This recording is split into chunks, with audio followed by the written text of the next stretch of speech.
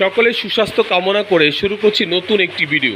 আমি এই মুহূর্তে উপস্থিত আছি পাবনা জেলা আতাইকুলা থানা জাফরাবাদে যে সকল তাঁতি সম্প্রদায় আছে, অবহেলিত সম্প্রদায়, যে সকল তাঁতি যারা পরিশ্রম করে একের পর একটি সুতা দিয়ে যে লুঙ্গি বোনায়, আমি আজকে সেরকমই একজন প্রতিষ্ঠিত ব্যবসায়ী, কিন্তু নামে প্রতিষ্ঠিত, বাস্তবে ওনারা কতটুকু ভালো আছে বা ওনাদের পরিস্থিতিটা কি এবং সামনে কি পরিস্থিতি হতে যাচ্ছে, আমি সেরকমই একজন প্রতিষ্ঠিত ব্যবসায়ী, তার সাথে একটু কথা বলবো।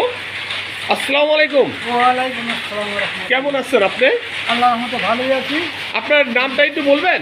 মোকাররম হোসেন। এটা কোন জায়গায় আপনি অবস্থিত?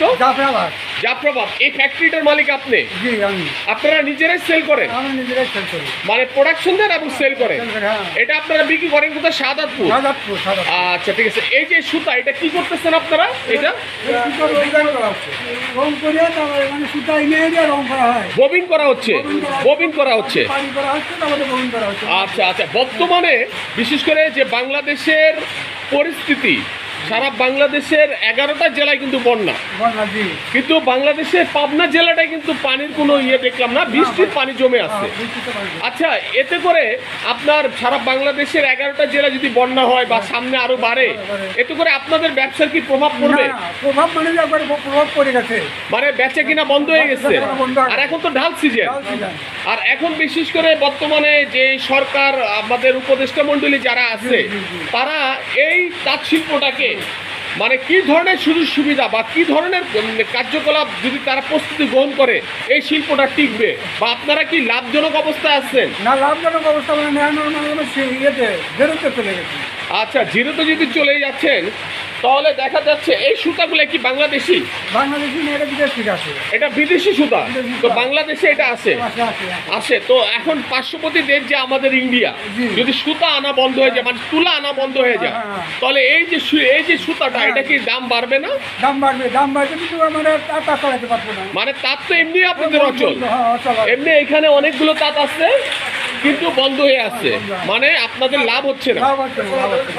তো এই মূল বিষয়টা হচ্ছে, এখন এই সুতাটা যদি আপনার ইন্ডিয়ার থেকে আপনার ব্যবসা বাণিজ্যের সম্পর্কটা আমাদের একটু খারাপের দিকে যায়, তাহলে আমাদের উপরে কি তাঁতি যারা আছে তাদের মধ্যে প্রভাব পড়বে না? এটা অলরেডি প্রভাব পড়ছে, মানে বাজার দর বেড়ে গেছে।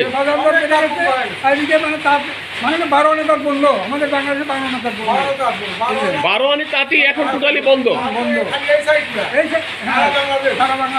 আমার এই সাইডে তাও মানে আমরা নিজে বাজারে কাজ করতেছি, আমার মজুরি আছে, তো এই মজুরির জন্য আমরা কিছু খাওয়া খাইতেছি। আবার আমাদের কিছু মজুরি আছে, এখানে ধান পাই, এই অবস্থা আল্লাহ চালাচ্ছি, আপনারা চলতে পারতেছেন। কিন্তু দুঃখের বিষয়, ভবিষ্যতে যদি এই শিল্পটাকে ধরে রাখতে হয়, তো বর্তমান যে দায়িত্বে যারা আছে, যেমন আমাদের ডাক্তার ইউনূস স্যার, তো মূল বিষয়, আপনি একজন সাধারণ নাগরিক, আমি সাধারণ নাগরিক, তো ওনার কাছে কথাগুলো কিভাবে যাবে জানি না। তবে যদি কোনো পর্যায়ে পড়ে যায় তাঁতি সম্প্রদায়ের জন্য, উনি কি করতে পারে? উনি বিদেশ থেকে যখন মালগুলো সুতোগুলো ঠিক মতো এবং সুতোগুলো দেয়, তাহলে এবার আমরা হয়তো পুঁজিবাদের হাত থেকে রক্ষা করতে হবে। জিম্মিদের আগে একটা মিল ফ্যাক্টরি বাংলাদেশ চলে, তাদেরকে এখন কন্ট্যাক্ট করে নেয়, এইরকম করে বাংলাদেশের ধ্বংসের মুখে চলে যাচ্ছে।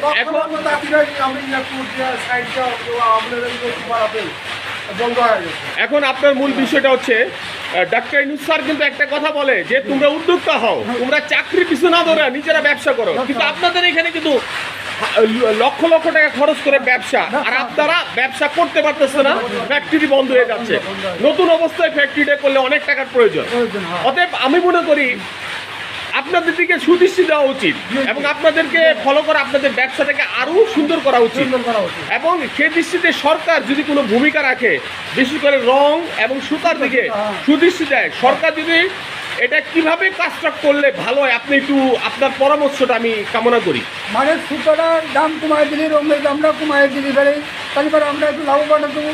আর আমাদের শ্রমিক থাকতেছে না, এদের আমরা বেতন উপযুক্ত বেতন আমরা দিতে পারছি না।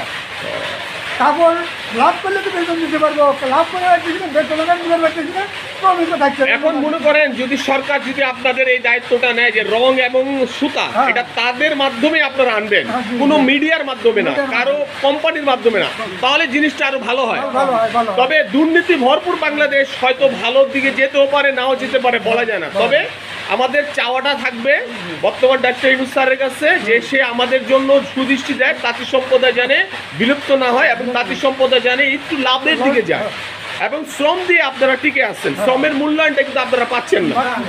এবং তাদের কাছে আপনার বড় চাওয়াটা হচ্ছে এই শিল্পটাকে ধরে রাখতে গেলে সে যিনি সুদৃষ্টি দেয়, এই তো কথা। জি জি জি। তো ওনার কথাগুলো আমরা শুনলাম। যদি কখনো ডাক্তার ইউনূস স্যারের কাছে বা এই তথ্যগুলো যদি কারো কাছে এই ভিডিওটা চলে যায়, তো আমার মনে হয় ওনাদের দিকে একটু সুদৃষ্টি দিবেন, কারণ ওরা খুবই অসহায়।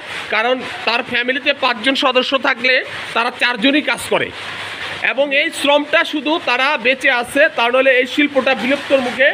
এখন যদি আপনারা এই দিকে একটু সুদৃষ্টি দেন, আশা করি এই শিল্প প্রতিষ্ঠানগুলো ধরে রাখা যাবে, সম্ভব হবে, তারা তাদের এই পেশাটাকে ধরে রাখতে পারবে। তো যাই হোক, তো আপনি ইনশাল্লাহ আপনার চাওয়াটা হচ্ছে যে ডাক্তার ইউনূস স্যার জানি আপনাদেরকে সুদৃষ্টি দেয়, এবং উনি যে বলল যে যে সকল সিন্ডিকেট ব্যবসায়ী যারা আছে তাদের থেকে আমাদেরকে মুক্ত করার জন্য, অবশ্যই ইনশাল্লাহ আল্লাহ পাক আপনাদের এবং আমাদের যে চাওয়াটা, আপনারা বাঁচলে সাধারণ মানুষের দামটা পোশাকটা করতে পারবে, আপনারা তৈরি করেন। তো ভালো রাখুক, সুস্থ রাখুক, সবাই শান্তিতে থাকুক। আজকে সুতার দামে চলতেছে ধরেন 10 টাকা। হ্যাঁ হ্যাঁ, এই সুতা কিনে আইলে সুতার রেট ফাটাচ্ছে কাপড়ের। কালকেই যা দেখেন সুতার দাম 20 টাকা। এটা তো সিন্ডিকেট। এই জন্য জানি এইদিকে ধরেন, এইদিকে যা দেখেন কাপড় লস খাওয়া যাচ্ছে, মানে আস্তে আস্তে শেষ হবে। শেষ হয়ে এখানে যাচ্ছে। যে ঋণ হচ্ছে আর দিতে পারে না, ওখানকার একটা চাকরি বিক্রি করে তারা আগ্রহ হয়। এবং তারা রিক্সা চালাচ্ছে, মাঠে কাজ করতেছে, অথবা তাতে কোনো ভালো থাকলে তাহলে তারা কাজ করতেছে, এরকম। আচ্ছা আচ্ছা, তো ঠিক আছে, সবাই ভালো থাকবেন, নিরাপদে থাকবেন। আজ এই পর্যন্তই। আল্লাহ হাফেজ, আসসালামু আলাইকুম।